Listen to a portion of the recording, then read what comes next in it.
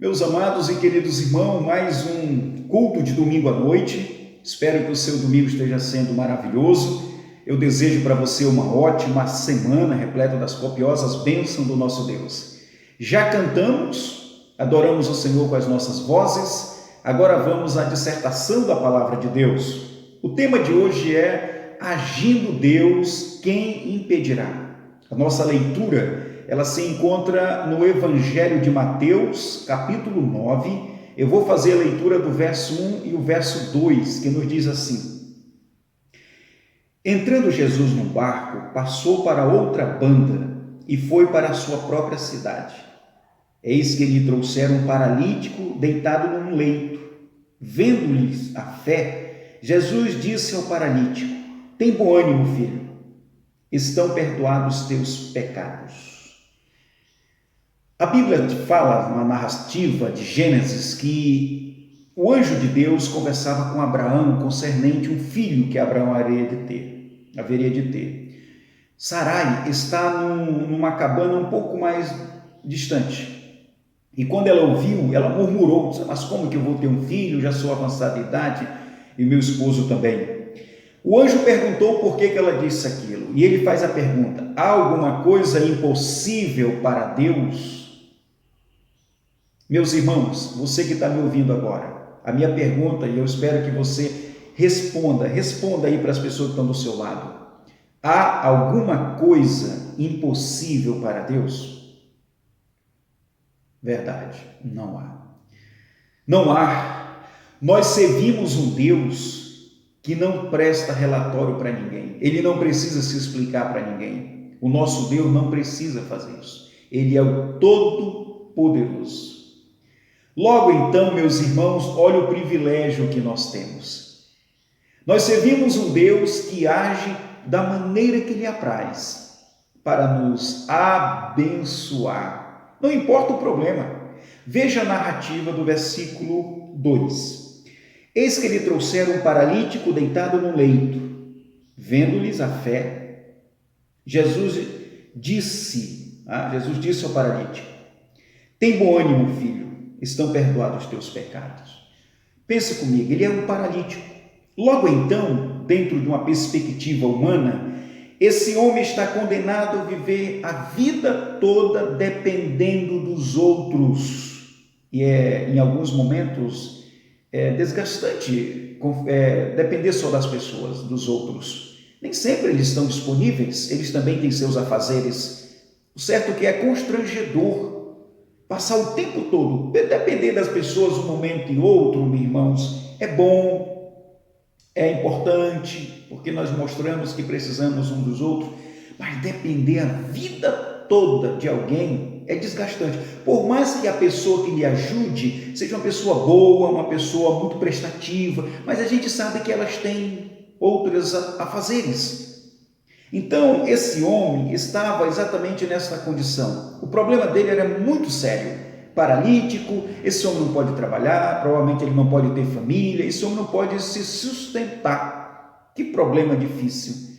Queridos e amados irmãos, não é certo que em alguns momentos nós também estamos com problemas que não é um problema de ser paralítico, mas outros problemas que parece que não dá para resolver.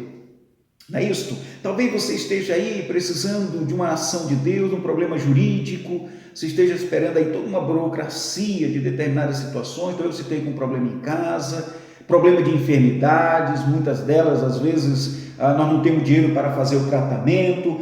O certo é que há problemas. Nós vivemos num mundo marginalizado por causa do pecado e temos muito problema. Qual é o seu problema?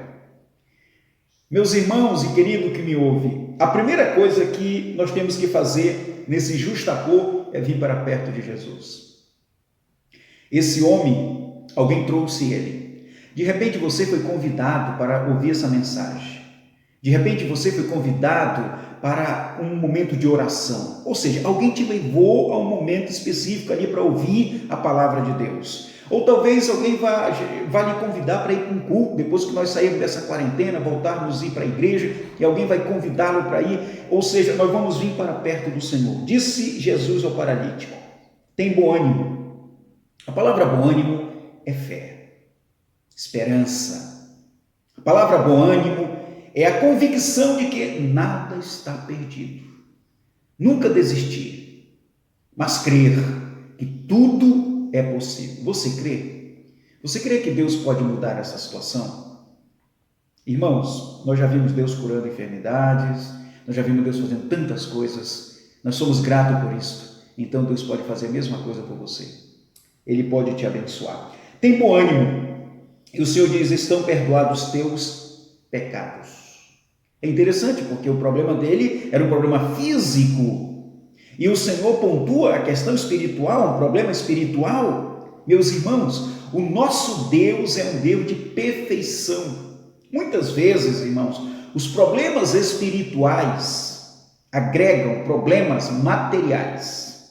Você já viu pessoas com problemas espirituais, onde não tem mais ânimo para trabalhar, não tem mais desejo de continuar trabalhando no sentido da sua casa, não tem mais motivações, e agora começa a agregar problema de depressão, e agora ela tem problema com a família, ela vai se abstraindo da alimentação, por causa da alimentação ela vai começando a ter problema de anorexia, por causa da anorexia ela vai ter problemas agora de baixa imunidade, vai vir outras doenças, e assim gradativamente.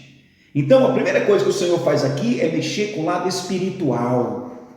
Meus irmãos, uma pessoa bem espiritualmente é uma pessoa motivada, produtiva, é uma pessoa que demonstra fé. Então, o Senhor diz isso. Aí veja o versículo 3. Mas alguns escribas diziam consigo, este homem blasfema. Jesus, porém, conhecendo-lhes os pensamentos, disse, por que cogitais mal nos vossos corações? Pois qual é mais fácil, dizer, estão perdoados os teus pecados, ou dizer, levanta-te e anda? Lembra do nosso Deus? Agindo Deus, quem impedirá? Ninguém. Ele é poderoso. Logo então ele pode dizer, perdoados são os seus pecados. Está sofrendo algum problema de pecado? Está sendo acusado por causa do pecado? Você está sendo ali em todo o tempo apontado ali por causa do seu pecado? Ainda que os seus pecados sejam como escarlate, se tornarão branco como a lã, quando o Senhor disser, perdoados são os teus pecados. Que maravilha, glória a Deus por isto. Ainda que os seus problemas sejam tão grande, que seja imensurável, de repente são tão grande que parece que nunca será vencido, o Senhor pode dizer para você exatamente, perdoado são os teus pecados. Porque para Deus, tanto perdoar pecado, como resolver um problema de ser paraplégico ou aqui paralítico, é a mesma coisa para Deus. Ele é poderoso. Deus quer te abençoar. Essa exposição é para você. Eu sei que Deus está falando ao seu coração. Ele quer te abençoar. Diz o texto ainda, pois qual é mais fácil dizer, estão perdoados os teus pecados, ou dizer, levanta-te e anda? Ora, para que saibais que o Filho do Homem tem sobre a terra autoridade para perdoar pecados, disse então ao paralítico, levanta-te, toma teu leito e vai para a tua casa. Olha o 7. E levantando-se, partiu para a sua casa. Glória a Deus. Glória a Deus. Aquele homem que foi trago por umas pessoas, que tinha fé e tinha ânimo, agora ele volta andando. Olha a mudança. Veio enfermo, voltou curado. Veio paralítico e voltou andando. Agindo Deus, quem impedirá? É isto que Deus faz. Ele nos abençoa. Você pode estar ouvindo essa mensagem cheio de culpa, cheio de problema na vida.